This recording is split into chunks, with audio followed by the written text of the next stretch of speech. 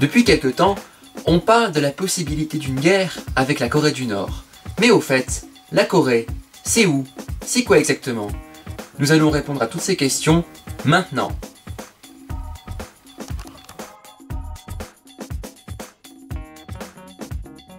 Pour commencer, faisons un peu de géographie. La Corée est une péninsule du nord-est asiatique, voisine de la Chine et de la Russie au nord et du Japon au sud.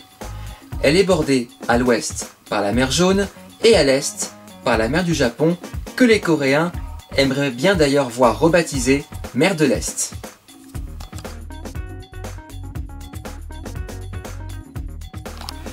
C'est une péninsule essentiellement montagneuse, traversée du nord au sud par la chaîne de montagnes des monts Taebaek. Sa superficie est de 220 000 km², soit à peu près l'équivalent de la Grande-Bretagne, et sa population avoisine les 75 millions d'habitants, soit presque autant que l'Allemagne et nettement plus que la France. La quasi-totalité des habitants de la Corée parlent le coréen, mais les linguistes sont divisés quant à l'origine de cette langue. La plupart considèrent que la langue coréenne, à l'instar du japonais, est un isolat, c'est-à-dire qu'elle ne peut être rattachée à aucune autre famille de langues. Pourtant, certains d'entre eux classent le coréen dans la famille des langues altaïques ou langues turco-mongoles. Cela voudrait dire que le coréen est une langue cousine éloignée du turc. Pourtant, ce ne sont pas un, mais deux États qui occupent la péninsule coréenne. D'un côté, la Corée du Nord, 120 000 km², 25 millions d'habitants, capitale Pyongyang, et de l'autre, la Corée du Sud, 100 000 km², 50 millions d'habitants, capitale Séoul.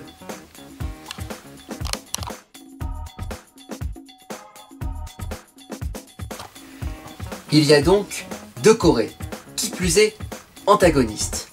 Mais comment en est-on arrivé là? Pour le comprendre, faisons un peu d'histoire. L'histoire de la Corée a été faite d'invasions, d'occupations, d'unification, de divisions, en raison de son voisinage compliqué et de sa position géographique stratégique. Du 1er siècle avant Jésus-Christ au 7e siècle de notre ère, trois royaumes se sont affrontés pour le contrôle de la péninsule, à savoir le royaume de Paekche, le royaume de Goguryeo et le royaume de Shilla. C'est au cours de cette période, plus précisément au 4e siècle de notre ère, qu'a été introduit dans la péninsule coréenne, depuis la Chine, le bouddhisme. Et c'est finalement le royaume de Shilla qui va s'imposer et unifier l'ensemble de la péninsule en 676.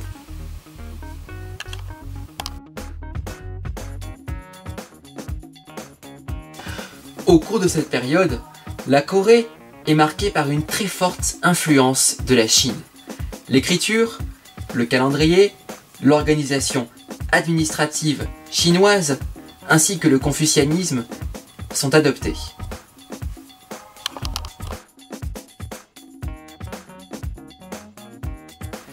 Mais en 935, la dynastie Shilla est renversée par une autre dynastie, celle des Goryeo, qui donnera à la péninsule son nom de Corée. La dynastie Goryeo doit faire face aux invasions de plusieurs populations étrangères, comme les Tungus au XIIe siècle et surtout les Mongols au XIIIe siècle. Ces derniers soumettent la Corée en 1232 et la contrôlent jusqu'en 1364. Rétablis dans leur pouvoir, les Goryeo tentent tant bien que mal de lutter contre l'influence grandissante de la dynastie chinoise des Ming. Mais ils seront finalement chassés du pouvoir en 1398 par une nouvelle dynastie, les Joseon, qui donneront à la Corée son surnom de pays du matin calme.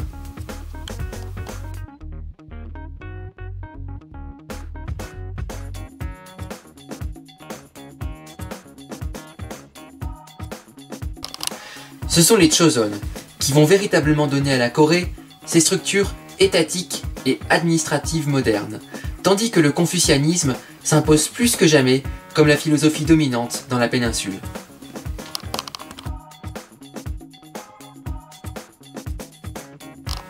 Pourtant, cette influence continue de la Chine n'empêche pas les Coréens d'affirmer de plus en plus leur propre identité. Ainsi, au XVe siècle, le système d'écriture chinois qui prévalait jusqu'alors, est remplacé par un nouveau système d'écriture locale, le Hangul.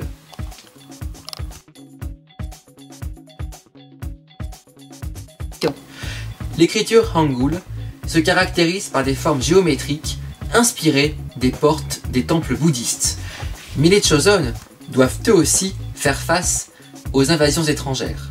Ainsi, de 1592 à 1598, les Coréens affrontent les Japonais. Et par deux fois, en 1627 et en 1637, ils repoussent les assauts mandchous.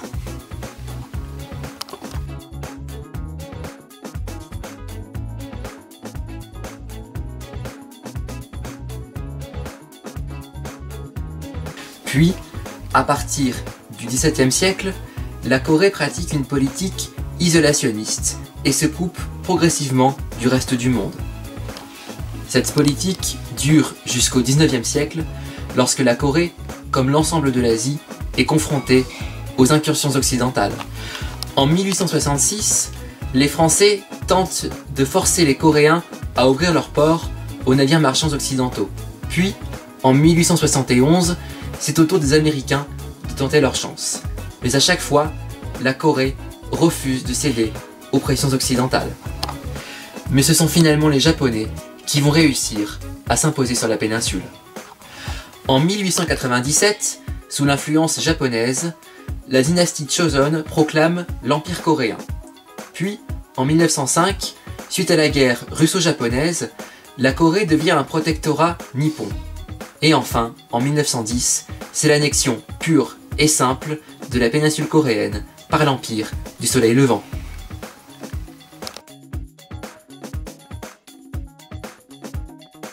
Commence alors 35 années d'occupation brutale de la péninsule, caractérisée par une japonisation forcée de la société coréenne.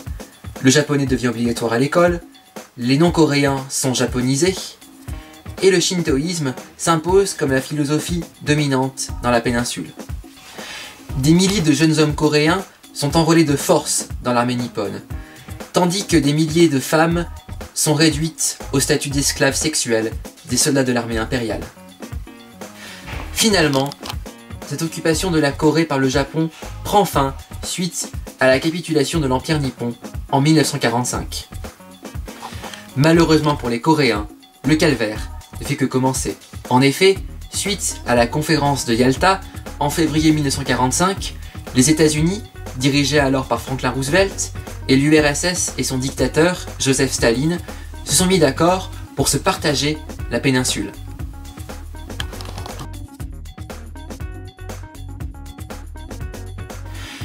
Il est ainsi décidé que l'Union soviétique occupera la partie nord de la péninsule, et donc les Américains occuperont la moitié sud. Et la division entre les deux parties a été fixée au niveau du 38e parallèle de latitude nord.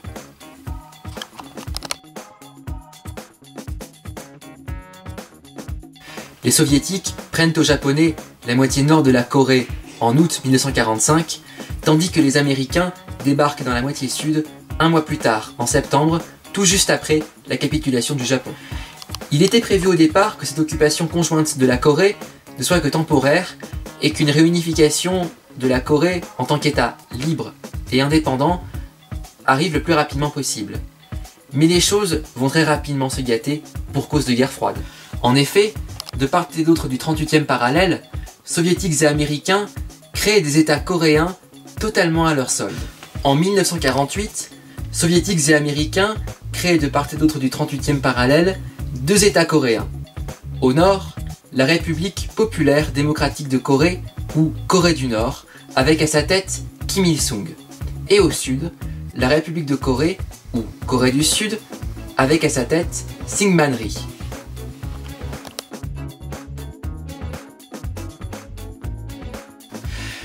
L'Organisation des Nations Unies prévoit l'organisation d'élections libres dans l'ensemble de la Corée. Mais l'Union soviétique, qui contrôle la Corée du Nord, refuse de laisser organiser ces élections. Kim Il-sung cherche à réunifier l'ensemble de la Corée par la force, sachant que les Américains retirent alors progressivement leurs armées de Corée du Sud. C'est ainsi que commence la première guerre liée à la guerre froide.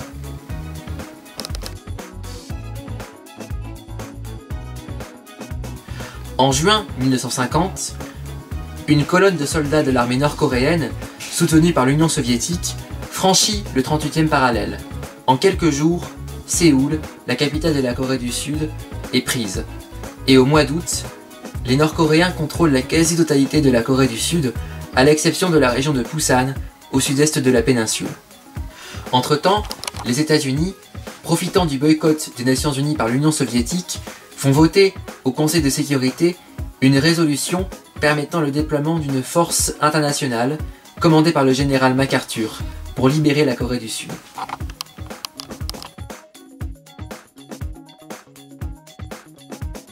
En septembre 1950, le corps expéditionnaire des Nations Unies, composé à 90% de soldats américains, débarque dans l'ouest de la Corée du Sud.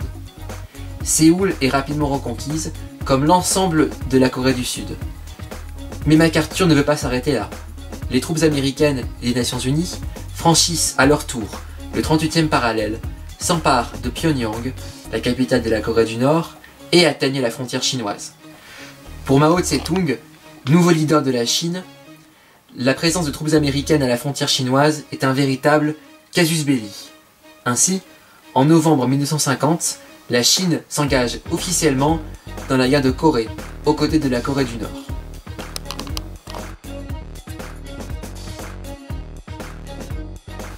En quelques semaines, les soldats chinois repoussent les troupes des Nations Unies, franchissent à nouveau le 38e parallèle, après avoir récupéré Pyongyang, et s'emparent à nouveau de Séoul en janvier 1951.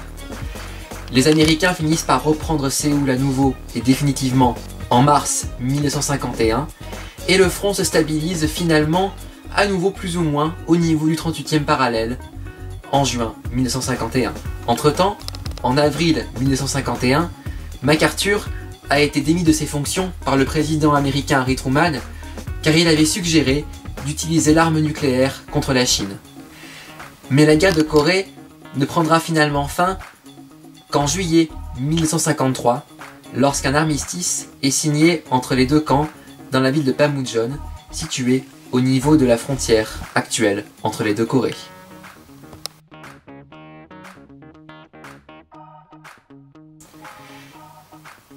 Il ne s'agissait là donc que d'un armistice et non d'un traité de paix.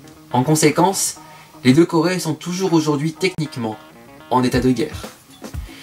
Et malgré la violence du conflit, on dénombre ainsi près de 3 millions de morts, civils et militaires confondus, malgré le fait que Séoul et Pyongyang soient tombés dans le camp de l'ennemi plusieurs fois. Le front militaire, la situation sur place n'a quasiment pas changé, puisque la frontière entre les deux Corées est restée plus ou moins au niveau du 38e parallèle. Depuis donc plus de 60 ans, la Corée est divisée en deux États ennemis, deux frères ennemis en quelque sorte, et le fossé entre les deux n'a pas cessé de se creuser.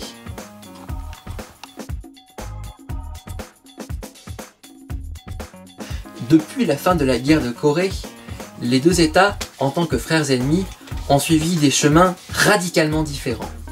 La Corée du Nord a vu Kim Il-sung régner sans partage de 1948 jusqu'à sa mort en 1994, date à laquelle son fils Kim Jong-il lui succède.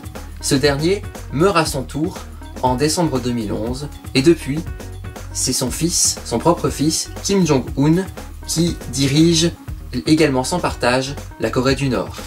Fait unique au monde, la Corée du Nord a vu naître la première et probablement l'unique dynastie communiste de l'histoire, les Kim.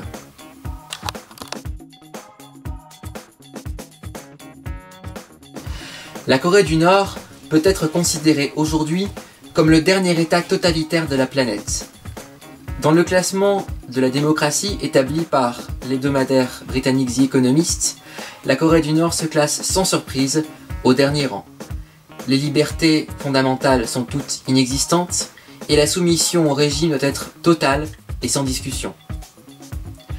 La propagande insufflée par la famille Kim aux 25 millions de Nord-Coréens ferait presque passer Mao Tse-tung ou Joseph Staline pour de véritables amateurs.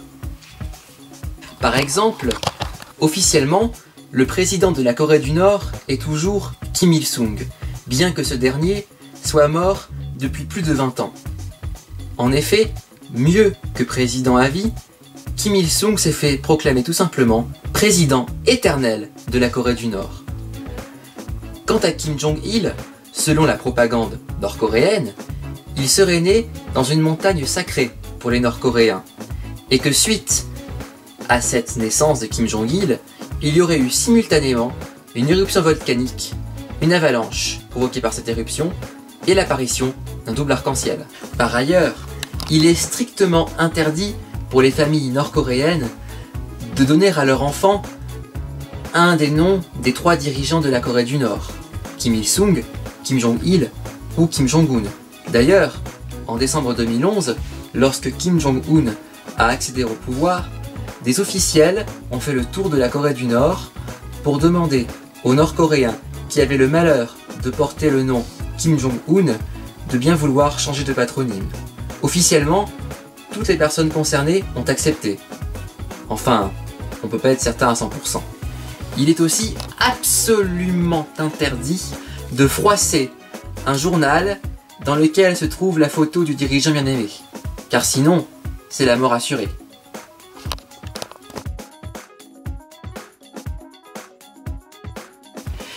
Mais quand il ne s'agit pas de la peine de mort, les condamnés prennent le chemin du camp de travail. Il en existe plusieurs dans tout le pays, dont le plus terrifiant porte le nom sommaire de camp numéro 14.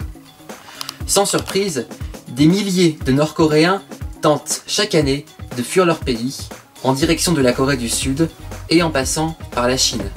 Le problème, c'est que cela s'avère bien souvent mission impossible, car lorsque des Nord-Coréens qui tentent de fuir leur pays sont interceptés par les gardes-frontières chinois, ces derniers les ramènent toujours à leurs alliés nord-coréens. Et lorsqu'ils tombent entre les mains des Nord-Coréens, eux-mêmes, mais aussi leurs familles, sont promis à un sombre avenir.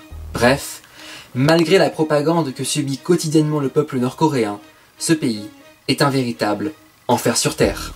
De son côté, la Corée du Sud a suivi un tout autre chemin. Toutefois, elle a connu également sa propre dictature, militaire celle-là, et soutenue par les États-Unis. Ce n'est qu'à la fin des années 80 que la Corée du Sud est devenue une démocratie. Et surtout, à partir des années 70, elle a connu un développement économique phénoménal. Il est d'ailleurs grand temps de passer à quelques statistiques intéressantes.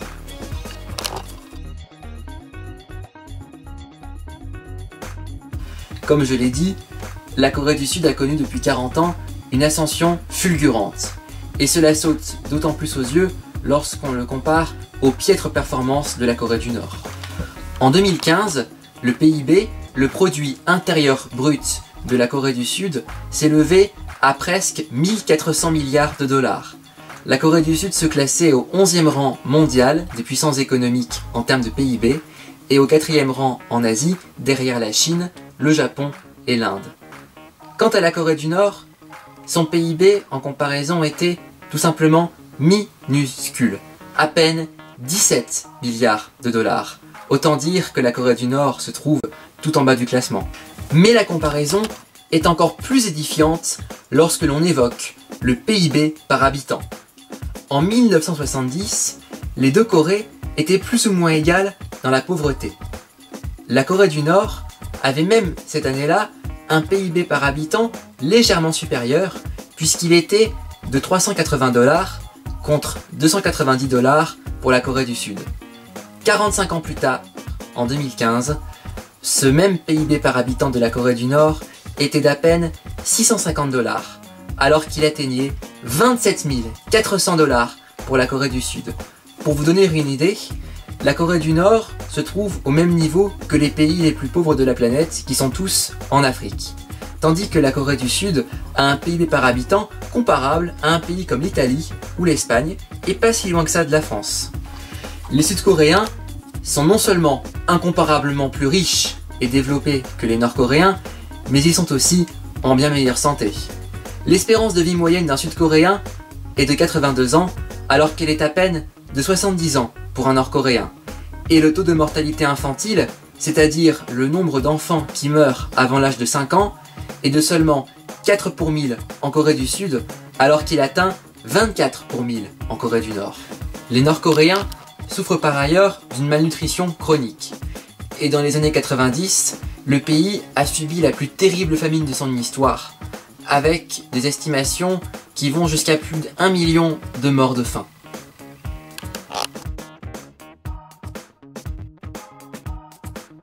Et pourtant, malgré ses résultats socio-économiques désastreux, la Corée du Nord possède une armée redoutable.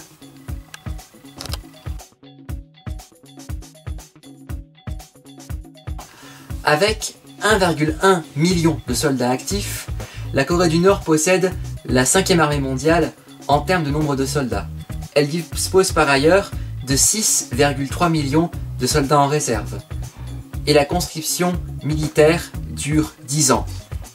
Elle est obligatoire pour les hommes et sélective pour les femmes. Et surtout, comme tout le monde le sait, la Corée du Nord développe son propre programme nucléaire. Quant aux estimations du nombre de missiles nucléaires qu'elle possède, les estimations varient énormément, dans une fourchette qui comprend entre 13 et 60 missiles nucléaires. Elle a déjà réalisé 5 essais nucléaires, en 2006, en 2009, en 2013, et 2 en 2016, dont un qu'elle prétend être, même si les experts sont sceptiques, un test de bombe à hydrogène. Ce qui est sûr, c'est que le dernier essai en date, qui date de septembre 2016, est de loin le plus puissant puisqu'il a dégagé une énergie de 20 kilotonnes, comparable à la bombe que les Américains ont larguée sur Nagasaki. La Corée du Nord détient par ailleurs le record mondial de la part de son PIB consacré à la défense et à l'armement, soit à peu près 25%, ce qui est quand même colossal pour un pays qui a un PIB si minuscule. Et pourtant, malgré ces chiffres astronomiques, la Corée du Nord a un équipement militaire obsolète, car ses chars, ses sous-marins, ses pièces d'artillerie, ses avions datent tous de l'époque soviétique. Ainsi, selon la dernière édition du classement du Global Firepower Index, qui mesure le degré de puissance militaire de chaque pays, la Corée du Nord ne se classe finalement qu'au 23e rang mondial. Par comparaison, la Corée du Sud se hisse au 12e rang mondial.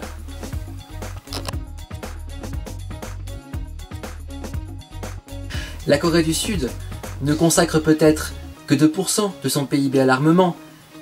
Elle n'a peut-être que 650 000 soldats actifs, mais elle dispose de plus de 7 millions de réservistes, d'un matériel militaire dernier cri et surtout du soutien indéfectible de la plus grande puissance militaire au monde, les États-Unis. Par ailleurs, si la conscription est également obligatoire en Corée du Sud, elle est beaucoup moins stricte et surtout beaucoup moins longue qu'en Corée du Nord, puisqu'elle dure entre 21 et 24 mois en fonction de la branche militaire. Mais justement, si la Corée du Sud est aussi puissante en comparaison de sa sœur ennemie du Nord, c'est parce que sa puissance ne se limite pas à son armée. Elle va en effet bien au-delà. Si la Corée du Sud a pu se hisser parmi les premières puissances économiques du monde, c'est grâce à la force et aux performances de ces grands conglomérats industriels qu'on appelle les chaebols, dont les plus célèbres sont Samsung, Hyundai, LG ou encore Kia. Samsung, le plus grand d'entre eux, représente à lui tout seul 20% du PIB de la Corée du Sud et 13% environ de ses exportations. Car en effet, Samsung, ce n'est pas que l'électronique. Il y a aussi l'assurance, l'immobilier et même un club de baseball et un hôtel.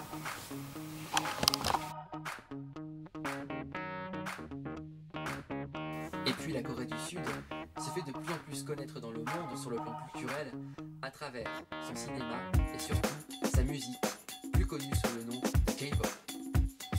La capitale sud-coréenne, Séoul, mégalopole tentaculaire de près de 25 millions d'habitants, soit presque la moitié de la population sud-coréenne, est une des villes les plus modernes de la planète, à l'image de son centre-ville, mais aussi de son aéroport international, ouvert il y a seulement quelques années.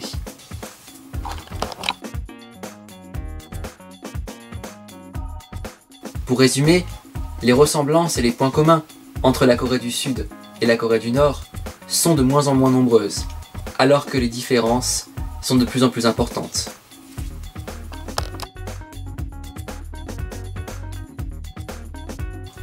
Dans ce contexte, et au vu des tensions actuelles dans la région, la perspective d'une réunification de la Corée semble s'éloigner un peu plus chaque jour. Il existe pourtant un ministère entièrement dédié à la réunification en Corée du Sud. L'une de ses missions principales est d'étudier le coût d'une possible réunification. Et dans un de ses derniers rapports, les chiffres sont accablants. L'étude estime que si la réunification de la péninsule avait lieu maintenant, le prix à payer pour la Corée du Sud avoisinerait les 500 milliards de dollars. Ce chiffre est d'autant plus énorme que le niveau de vie moyen des Sud-Coréens est 40 fois supérieur à celui des Nord-Coréens, alors qu'il n'y a que 2 Sud-Coréens pour 1 Nord-Coréen. Par comparaison, au moment de la réunification de l'Allemagne en 1990, le niveau de vie moyen des Allemands de l'Ouest était 10 fois supérieur à celui des Allemands de l'Est, et il y avait 4 Allemands de l'Ouest pour 1 Allemand de l'Est. Si on peut résumer ainsi, la réunification de la péninsule de Corée n'est malheureusement pas pour demain. Voilà, c'est déjà la fin de cette vidéo. J'espère qu'elle vous aura permis de mieux comprendre la situation complexe de cette région. N'oubliez pas de partager cette vidéo sur les réseaux sociaux, de mettre le maximum de pouces bleus, comme ça elle gagnera en notoriété sur le net. Et puis, surtout, n'oubliez pas de vous abonner à ma chaîne YouTube. Je vous retrouve très vite pour une nouvelle vidéo, et puis